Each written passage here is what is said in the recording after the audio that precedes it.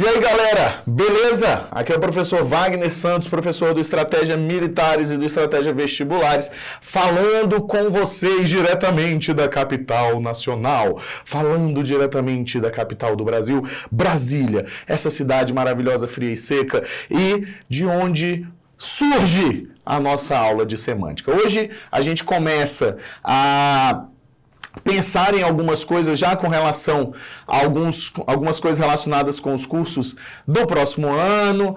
A gente já começa de novo, né? Já começa a pensar e aí, dependendo de qual for a posição que essa aula entrar para você aí, a gente está aqui também para relembrar uma série de coisas que já foram vistas por você, beleza? Então, o que vai acontecer? Hoje eu vou apresentar para vocês esse conteúdo de gramática, lembrando para vocês como é que essas coisas são cobradas, como é que essas coisas são pensadas na hora dos exames militares. A gente vai fazer exercício e vai olhar para a parte de semântica. O que a gente vai olhar para essa parte de semântica? Principalmente tudo relacionado à palavra. Existe normalmente uma confusão na cabeça da maior parte das pessoas entre semântica e uma parte da linguística que a gente chama de pragmática. Qual é a principal diferença? Eu nem vou explicar a pragmática no decorrer da nossa aula de hoje, por quê? Porque ela não é cobrada normalmente nos exames de vocês. Mas o que a gente entende, qual seria a diferença de semântica e pragmática? Semântica, essencialmente, é a ideia que a gente trabalha com relação às palavras, ou seja, aquela palavra apresenta o significado X, aquela palavra é sinônima da outra, aquela palavra pertence a um campo lexical, aquela palavra pertence a um campo semântico, que é diferente do por que é que eu empreguei aquela palavra. Olha aí a diferença. Quando a gente olha para a semântica, a gente está falando do significado da palavra. Quando eu olho para a pragmática, eu estou entendendo quais são as intenções que estão colocadas ao empregar aquela palavra. Então, muitas vezes a gente diz semântica no sentido de o autor quis dizer tal coisa com intenção X. Não, isso na verdade não é semântica, isso é pragmática. Por isso que a nossa aula de hoje, como vocês vão perceber, ela se foca exatamente naquilo que é a semântica. Significação da palavra, plurissignificação, conotação, denotação, ainda que nessa parte a gente vá aprofundar no decorrer do nosso curso, mas a gente vai pensar aqui da seguinte maneira: o que é essencialmente essa parte de semântica? Então vocês vão ver que a gente vai falar de coisas que vocês de vez em quando ouvem e que aparece lá e pode ser aquela questãozinha da parte de português que faça toda a diferença para vocês, como homofonia, homografia, né? O que é um homógrafo, o que é um homófono, o que é um homônimo perfeito. Então a gente vai discutir todas essas palavras que muitas vezes muito mais lembram as aulas de biologia do que as aulas de português. Vamos combinar que o português também, nas suas classificações aí, tem uns nomes que são horrorosos, né? Parece que mesóclise é uma doença, né? Vamos fazer uma mesóclise, é uma intervenção cirúrgica, né? Então, a gente vai falar hoje bastante coisa aqui relacionado com essa parte de significação. Então, você já começa pensando o seguinte: boto na minha cabecinha que, dentro da semântica, eu vou trabalhar com a significação das palavras. É isso. Semântica, pra gente, então, trabalha com significação. Beleza?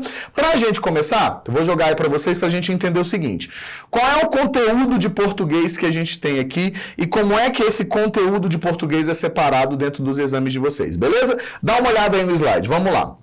Quando a gente pensa, então, no nosso querido conteúdo de língua portuguesa, ou seja, quando eu olho para o Portuga, quando eu vejo o português, eu penso da seguinte maneira: nós vamos dividir a prova de português em cobranças relacionadas com fonética e fonologia, como a gente vai ver, tem um slidezinho ali tão bonitinho de fonética e fonologia para vocês, mas principalmente naquela divisão que para vocês importa muito, que está relacionada com a acentuação, que a gente tem uma aula específica para isso, e que está relacionada àqueles famosos encontros com Fátima Bernardes. Não é esse, tá, gente? Encontros de letras lá, os dígrafos, os ditongos, os hiatos, aquelas coisas todas. Então, volta um pouquinho para cá, olha para essa cara linda que vos fala.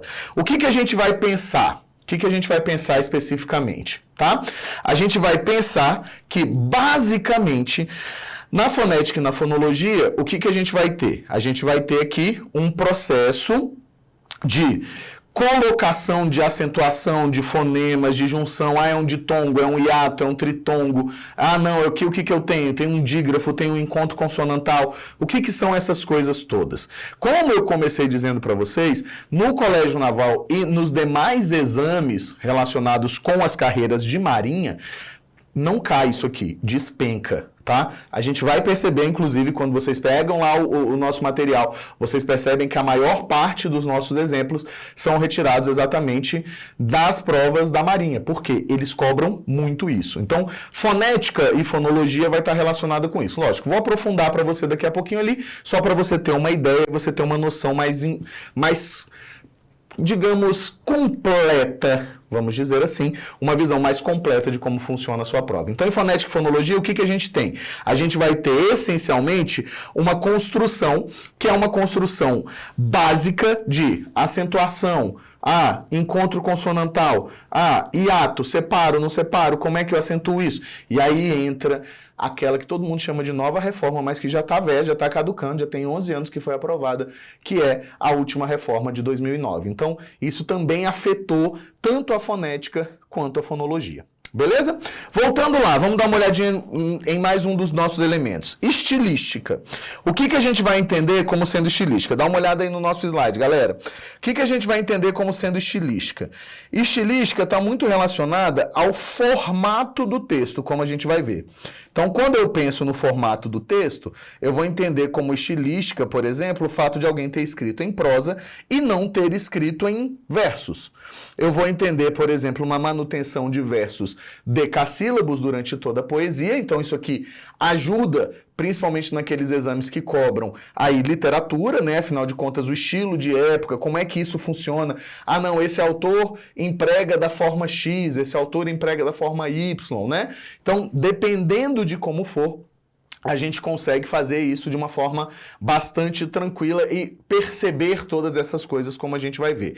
Então, a estilística, ela está ligada muito à compreensão dos gêneros textuais, dos gêneros literários, né? Está muito relacionado com aquilo que a gente poderia chamar de sintaxe textual, que é uma análise da composição do texto que vai além do conteúdo. Então, não é uma análise de conteúdo daquele texto, mas uma análise dos aspectos formais daquele texto. Tranquilo? Voltando lá, morfologia. Morfologia é uma das partes que eu mais gosto.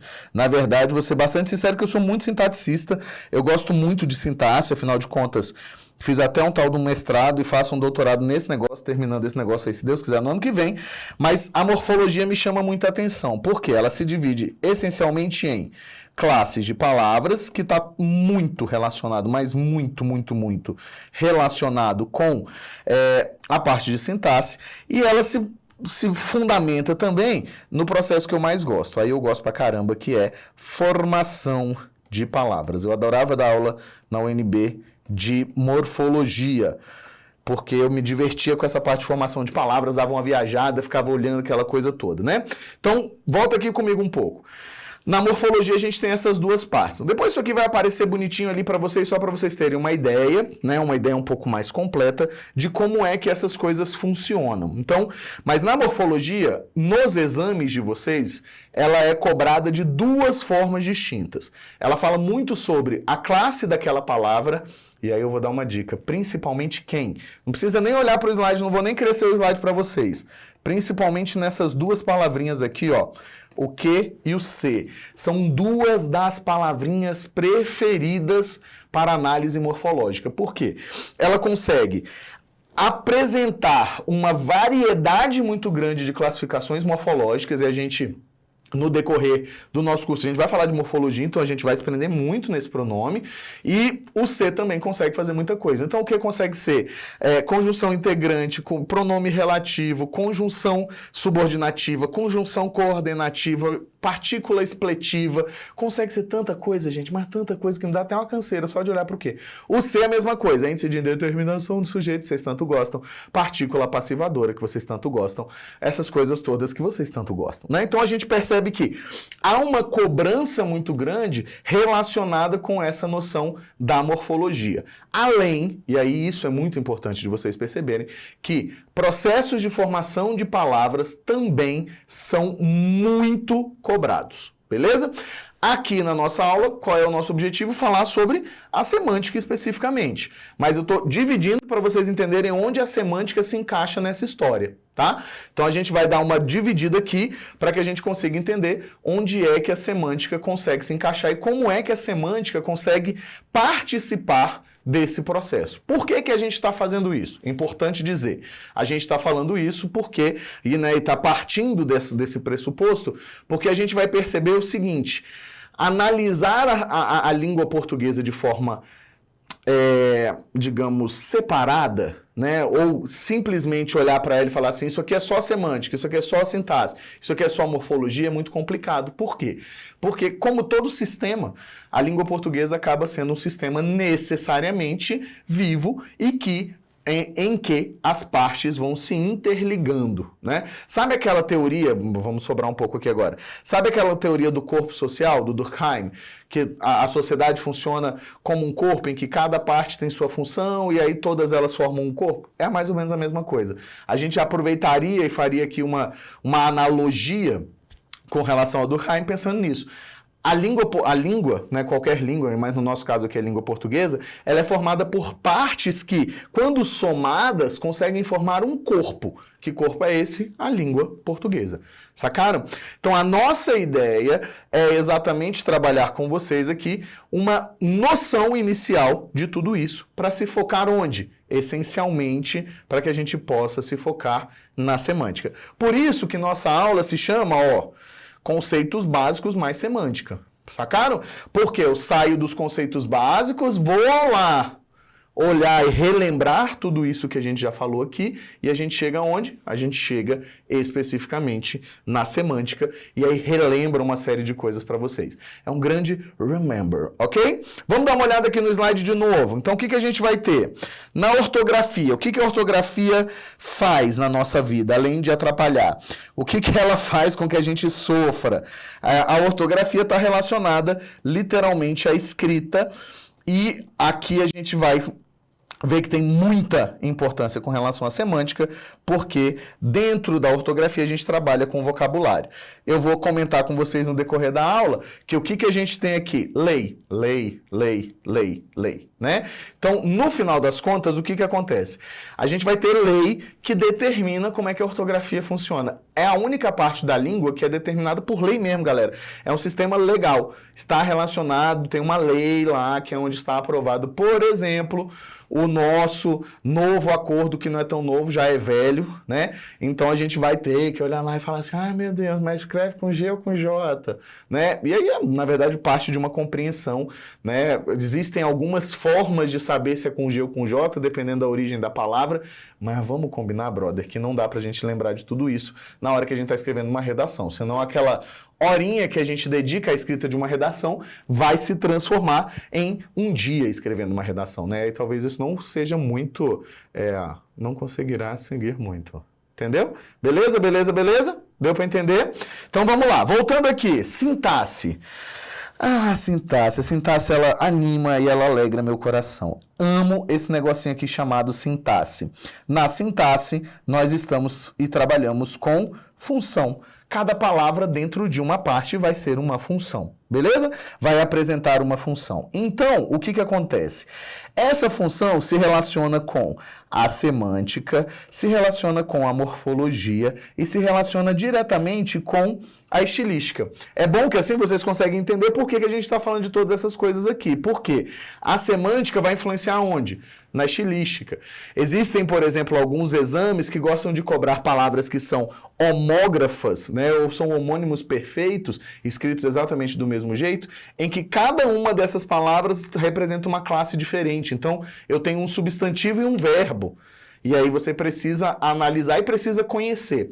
Essa aula vai servir muito para vocês entenderem uma coisa importante. Olha só, na verdade ela vai servir para que vocês aprendam, claro, né? Esse é o nosso objetivo básico, mas ela vai servir para que vocês compreendam o quanto vocês precisam ampliar o vocabulário de vocês e o quanto vocês precisam crescer o conhecimento vocabular de vocês. Isso não significa que vocês não têm conhecimento de vocabulário e isso não significa que vocês não sabem língua portuguesa. Tirem isso da cabeça de vocês. Vocês sabem sim, tá? Mas o que a gente entende? A gente vai entender de uma forma geral que essa partezinha do vocabulário é muito importante para a gente entender absolutamente tudo. Por quê? O vocabulário é essencial para que eu consiga me comunicar de uma forma melhor, principalmente num texto escrito, porque como a gente já entende, e aí a gente precisa fazer esse parênteses, que a nossa linguagem se adequa às nossas necessidades e não o contrário. O que eu quero dizer com isso? Não é a minha necessidade que se adequa à minha linguagem, não. É a minha linguagem que se adequa ao meu contexto de uso, sociolinguística, né? Então, nessa relação, o que a gente vai perceber? Quanto mais eu sei, mais eu consigo transitar dentro da língua em usos que são distintos. Mais eu consigo transitar dentro da língua em usos que são diferentes daquilo que a gente está acostumado. Quando a gente olha, por exemplo, hoje, eu dei uma passadinha hoje, mentira, foi ontem. Dei uma passadinha ontem no VOLP, para quem não conhece o VOLP. O VOLP é o Vocabulário Oficial da Língua Portuguesa. Não é um dicionário, mas é um vocabulário, literalmente. Lá você tem as palavras com a sua origem, mas não tem necessariamente os significados. Essa é a grande diferença de um vocabulário para um dicionário, tá? No VOLP, hoje nós temos registradas 384 mil palavras na língua portuguesa. 384 mil palavras na língua portuguesa. Olha o tamanho disso. 384 mil palavras na língua portuguesa. Quando a gente para pensar, a gente olha e fala assim, tem alguns estudos que são um pouco tensinhos aí, que eles mostram que um aluno de ensino médio tem uma média vocabular de 2.000 a 3.000 palavras. Está perto dos 383 mil, né? A gente percebe que está bastante perto. Um aluno de curso superior de graduação, ele chega a bater aí em 8.000 palavras. No vocabulário que ele tem ali, um vocabulário de uso. Não é que a gente vai fazer aqui um vocabulário de vou escrever todas as palavras que eu sei, oh meu Deus, né? Não é isso, mas seria mais ou menos isso. O uso é de aproximadamente 8.000 palavras. Um aluno de pós-graduação, mestrado ou doutorado, principalmente doutorado, chega a bater aí as 12.000 palavras. É pouco, né, cara? Quando você pensa que a gente tem 384 mil palavras. Então, é isso que a gente vai ver. É muito extenso, a significação é muito ampla, a significação se modifica a todo momento.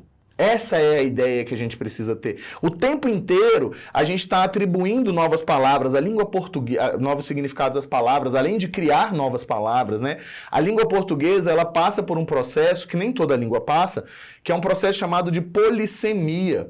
Né? O que é esse processo de polissemia? A gente vai falar daqui a pouquinho, mas só para você lembrar, é poli, muito, semia, significados. Então, cada palavra pode apresentar mais de um significado. E isso não empobrece a língua. Coloca na sua cabeça que a semântica acompanha a vivacidade da língua. Beleza?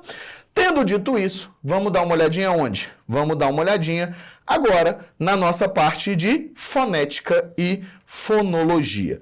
Trouxe aqui para começar, só para dar um tcharam aqui para vocês, dar uma olhada aí, como comigo, no que nós chamamos de aparelho fonador. Vou só dar uma pincelada, tá, galera?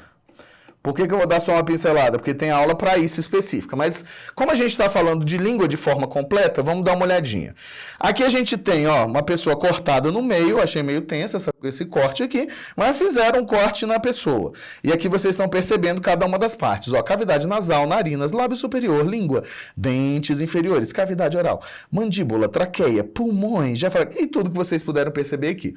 Isso aqui quer dizer o seguinte: todos essas setinhas aqui, todas essas partezinhas aqui, ó, o palato duro, mole, o véu palatino, cavidade faringal. Bonito esse nome, né, gente? É um bom nome para filho, hein, gente?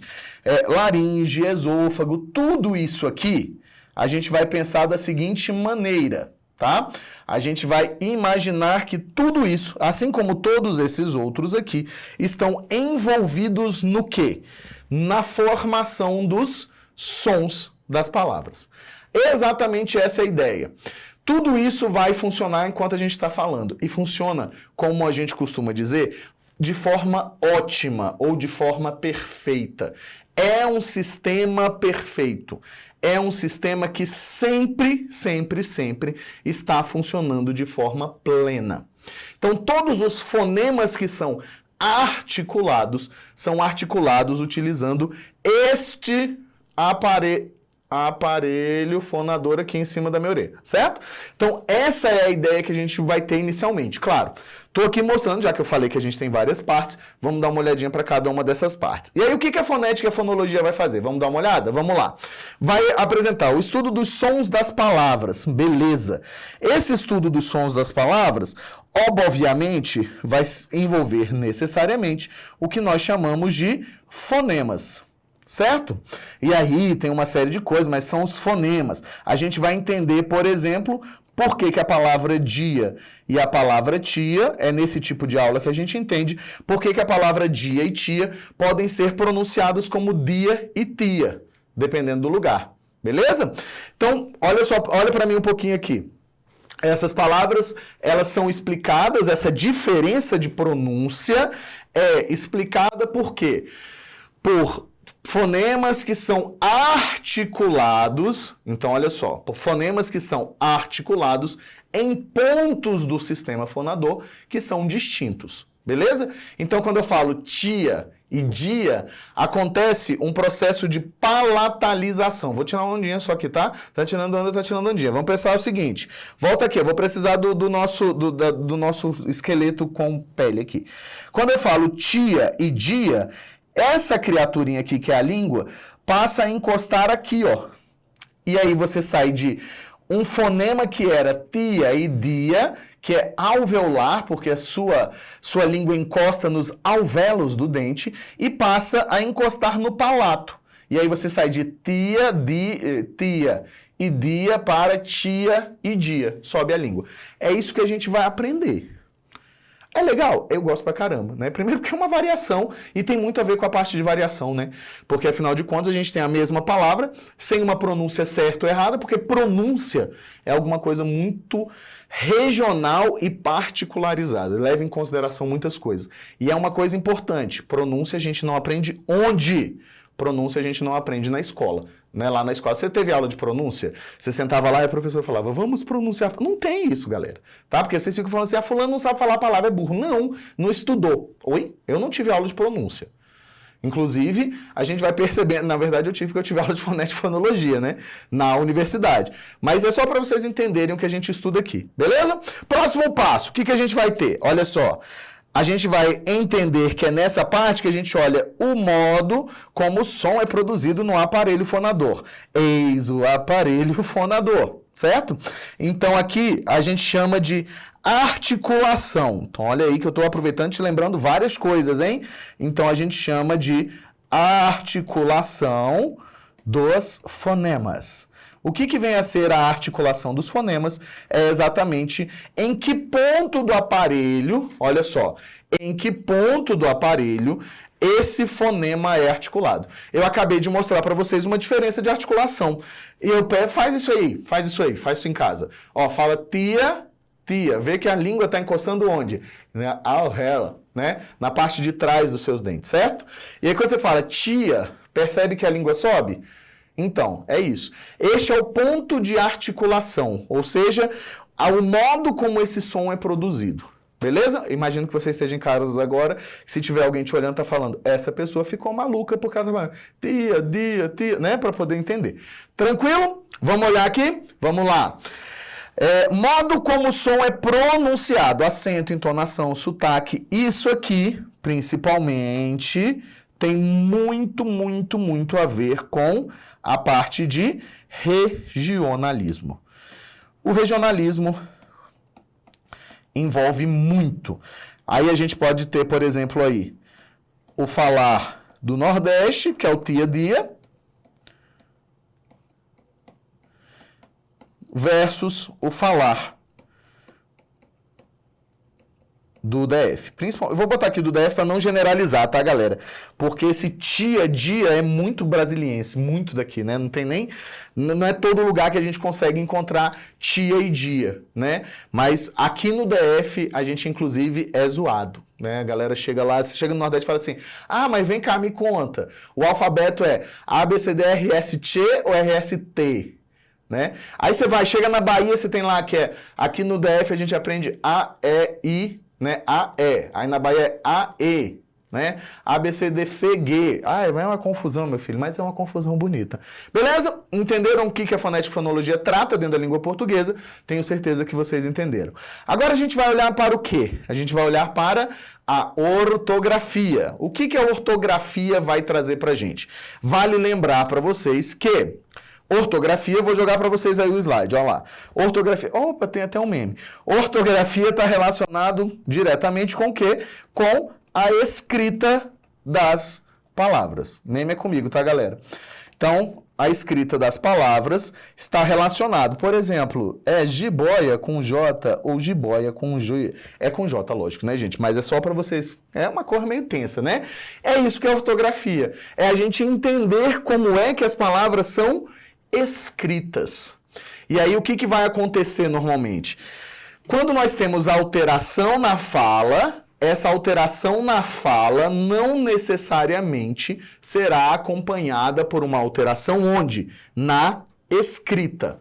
For example, quando a gente pensa em gerúndio. Não sei se vocês já perceberam que os nossos gerúndios, eles modificaram-se quanto à pronúncia, essencialmente. Vamos dar uma olhada? Quando você pensa o seguinte, ó, o que você está... Né, agora, eu pergunto para você, o que fazes? Aí você vai imaginar que essa pergunta seria... opa, não é E. O que estou fazendo? O que estou fazendo? Tendo aula. Isso aqui é escrita. Quando você pensa, por exemplo, na parte de ortografia, beleza, fazendo, tendo. A maior parte de nós, agora pode até dar uma voltadinha para mim aqui, a maior parte a nossa maior parte não fala mais fazendo. A gente, eu tô fazendo. Olha lá, morreu, né? Tô fazendo. Isso é variação linguística. Isso é língua em movimento.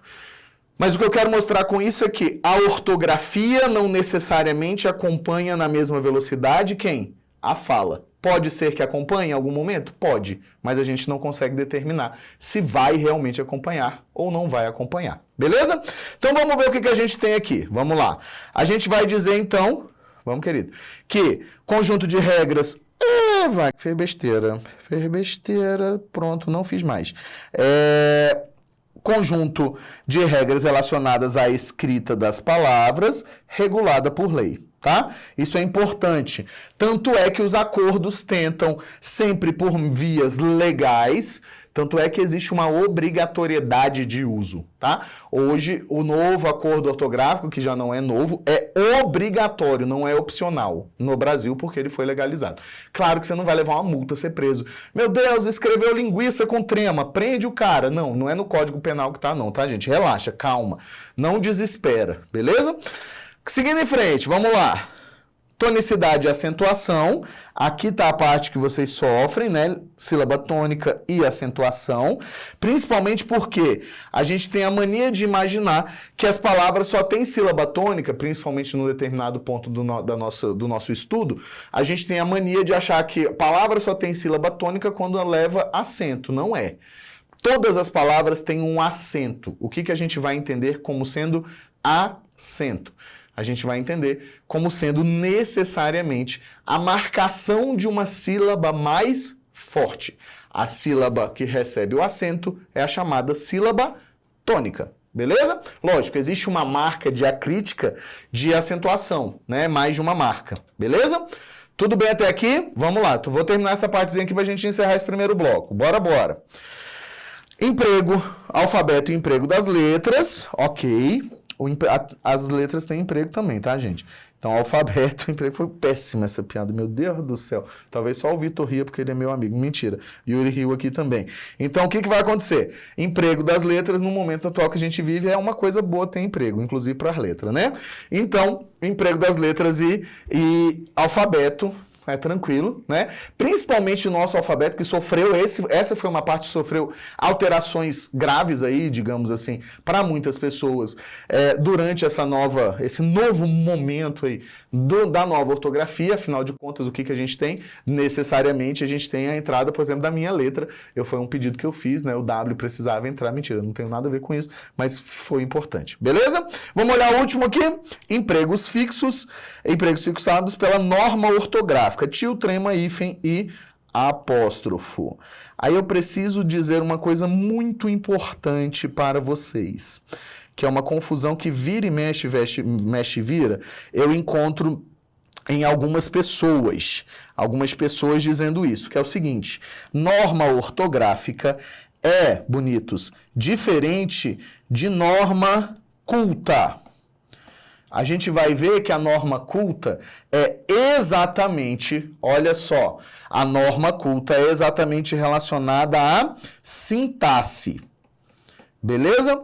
Então, norma culta não tem a ver, não é colega. Ok? Então, a gente não vai falar assim, a norma culta, não sei o que.